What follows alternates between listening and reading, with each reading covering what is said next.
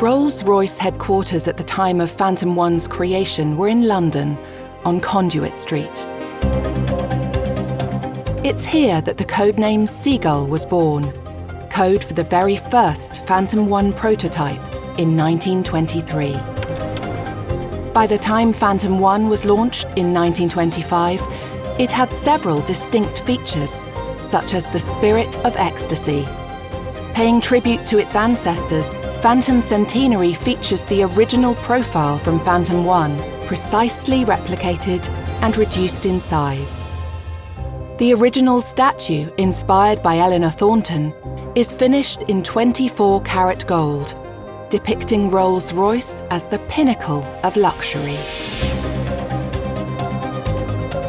Phantom 1, flaunting the iconic Spirit of Ecstasy, was formerly test-driven along the picturesque Canadelle-sur-Mer coastline, the location of Sir Henry Royce's winter home.